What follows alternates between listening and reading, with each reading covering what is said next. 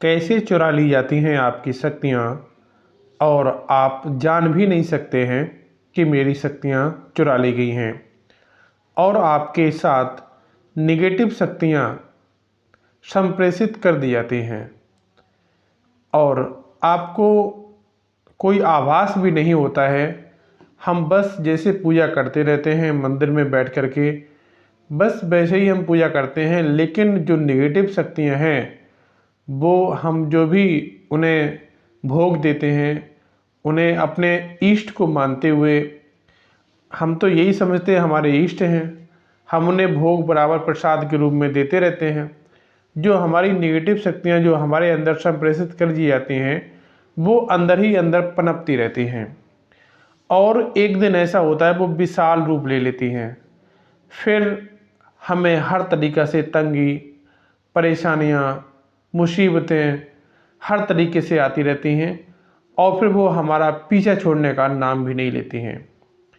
मित्रों, आज हम इस बात की चर्चा इस वीडियो में करने आए हैं और वीडियो को शांतिपूर्वक आपको लास्ट तक देखना है। वीडियो को बीच में छोड़ करके नहीं जाना है। मित्रों, मैं राजकुमार परम कल्याण साधन यूट्यूब चैनल में आप सभी लोगों का तहे दिल से स्वागत करता हूं। मित्रों, चर्चा को आगे बढ़ाने से पहले मैं अपने गुरुदेव आचार्य चंद्र प्रकाश जी को सहृदय नमन करता हूं एवं उनके चरणों में कोटि कोटि प्रणाम करता हूं। मित्रों, हमारे अंदर से जो हमारी पॉजिटिव शक्तियां होती हैं, जिन इष्ट को मानते हैं, जिन्हें पूजते हैं, वो हमारी शक्तियां हमसे दो तरीके से छीन ली जाती हैं। हम आपको पहला तरीका बताते हैं। जैसे कि हम कहीं मंदिर में जाते हैं, वहाँ पर कुछ ऐसे मंदिर होते हैं जहाँ पर जो हमारी मूर्तियाँ होती हैं वो प्राण प्रतिष्ठित नहीं होती हैं। जहाँ पर मूर्तियाँ प्राण प्रतिष्ठित होती हैं तो वहाँ पर कोई नेगेटिव शक्ति आपके ऊपर डाल ही नहीं सकता है, क्योंकि नेगेटिव शक्ति वहाँ पर नहीं पहुँच पाएगी।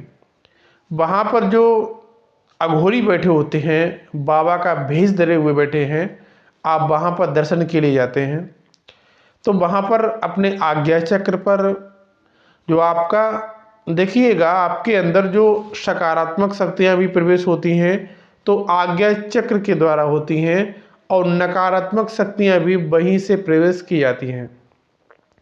जब आप मंदिर में जाते हैं, यहाँ से तो आप घर से निकलते हैं कि मैं दर्शन के लिए मंदिर में जा रहा हूँ, वहाँ पर कहते हैं कि अघोरी ऋषि मुनियों का भेष धरे हुए बैठे हैं, बाबा का भेष धरे हुए बैठे हैं, पुजारी जी का भेष धरे हुए बैठे हैं। वो अपने अंदर एक पावर, बहुत बड़ी ताकत बनाना चाहते हैं। आपकी जो सकारात्मक शक्तियाँ और उन लोगों के पास इतनी अपार शक्ति वाली नेगेटिव शक्तियाँ होती हैं जो हमारी पॉजिटिव शक्तियों को आकर्षित कर खींच लेती हैं। उन्हें इतनी पावर उनके अंदर होती है क्योंकि उनने बहुत बड़ी तपस्या की हुई होती है, उन्हें जागृत किया हुआ होता है। जब हम उनके पास मंदिर में जाते हैं, अपने परिवार के साथ जाते हैं, तो वहाँ पर जाकर के हर एक मंदिर में आजकल का दौर चल गया है कि तिलक लगवाने का। तो दर्शन किया, वहाँ पर जो आपकी श्रद्धा हुई, जो भेंट वगैरह है वो आपने भेंट की, उसके बाद जो पुजारी होता है वो आपको तिलक लगाने के लिए बोलता है।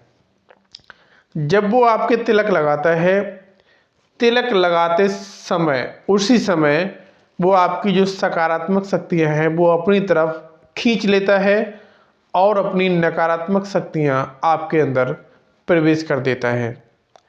ऐसा हर किसी के साथ होता है।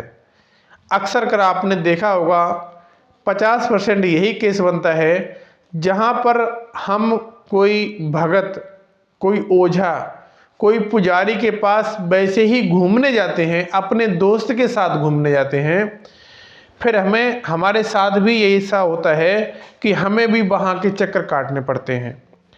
हमें भी कुछ ना कुछ धीरे धीरे परेशानियाँ बढ़ने लगती हैं, क्योंकि जो वहाँ के पुजारी हैं वो डकैत बने हुए बैठे हैं, लुटेरे बने हुए बैठे हैं। वो वहाँ पर क्या करते हैं भाई, उन्हें तो ग्राहक बांधने हैं, उन्हें तो अपनी दुकान चलानी है। आप अगर बंद जाओगे, उनके पास जुड़ जाओगे, तो फिर आप भी जाओगे, कुछ ना कुछ 100 रुपये तो दे के आओगे, कुछ ना कुछ दे के आओगे। वो अपना ग्राहक बनाते हैं। तुम्हारा क्या जीवन है, कैसा चल रहा है, आपके साथ क्या बीत रहा है, उससे उन्हें कोई मतलब नहीं है। उन्हें अपनी दुकान से मतलब है। तुम वहाँ पर पहरा दो और उसके बाद में उन्हें भेंट स्वीकार करवा करके आओ। बस उनके मन में बस यही चलता है। फिर हम क्या करते हैं, एक तो यही होता है कि हमारे अंदर आज्ञा चक्र के द्वारा जो हमारा होता है, तो वहाँ से हमारे अंदर निगेटिव शक्तियाँ प्रवेश करा दी जाती हैं और हम अपने घर पर आकर के बस उसी हिसाब से, जैसे हम पॉजिटिव शक्तियों के साथ जुड़े रहते हैं, हमारे जो इष्ट हैं जिन्हें हम मानते हैं उन्हें पूजते रहते हैं, वो शक्तियाँ हमारे पास नहीं होती हैं। उसके बदले हमारे अंदर निगेटिव शक्तियों का प्रवेश करा दिया जाता है। हम वैसे ही भोग देते रहते हैं, वो भोग को स्वीकार करती रहती हैं, खाती रहती हैं, धीरे धीरे पनपती रहती हैं, बहुत विशाल रूप ले लेती हैं। फिर आपको परेशानियां पर परेशानियां आती रहती हैं। आपके कार्य हैं, कार्य नहीं बनेंगे, बनते बनते बिगड़ जाते हैं। दूसरा एक आपको बता दिया मैंने कि तिलक के द्वारा होता है। दूसरा होता है कि आशीर्वाद। जब हम कहीं मंदिर में जाते हैं तो सब माथा टेकते हैं, वहाँ पर पुजारी जी वहाँ ने उनने हाथ रख दिया आपके ऊपर, बेटा आपका सारा कार्य पूरा हो, आपके बिगड़े हुए काम बने। आपने उन्हें उनके बदले में, आशीर्वाद के बदले में भेंट भी दी, लेकिन उन्होंने क्या किया, आपकी जो सकारात्मक शक्तियां हैं, आशीर्वाद का हाथ रखते ही अपनी जो नकारात्मक शक्तियां वो आपके अंदर प्रवेश कर देते हैं, सकारात्मक शक्तियां आपकी खींच लेते हैं। वही जो आप तिलक के द्वारा जो करते हैं, जो आपके अंदर नकारात्मक शक्तियां प्रवेश कराई जाती हैं, वैसे ही इसमें भी प्रवेश कराई जाती हैं। वैसे ही हम जो उसमें करते हैं वो ही इधर भी करते हैं कि हम वैसे ही अपने विधि विधान से पूजा अर्चना करते हैं, वो भी शक्तियाँ हमारी पनपती रहती हैं और हमें दिन पे दिन, जब वो पनपने के बाद में अपना विशाल रूप ले लेती हैं, फिर वो हमें परेशान करना शुरू करते हैं।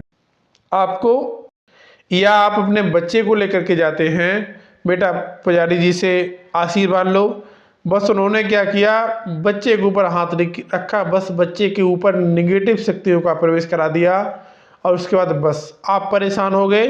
फिर बार बार उनके पास चक्कर काट रहे हैं, उनके पास घूम रहे हैं। उन्हें तो पैसा मिल रहा है ना, उनका एक ग्राहक बन गया है।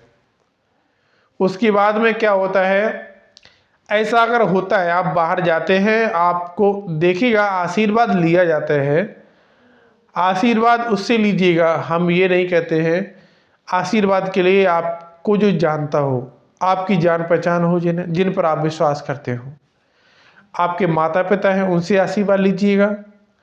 उसके बाद में आपके जो गुरु हैं उनसे आशीर्वाद लीजिएगा। जो आपके बड़े हैं, गुरु समान हैं, उनसे आशीर्वाद, जो आप जिन्हें आप जानते हैं।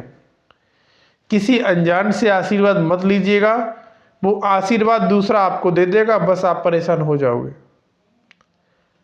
बस उसी में आप उठते गिरते रहोगे, परेशान होते रहोगे।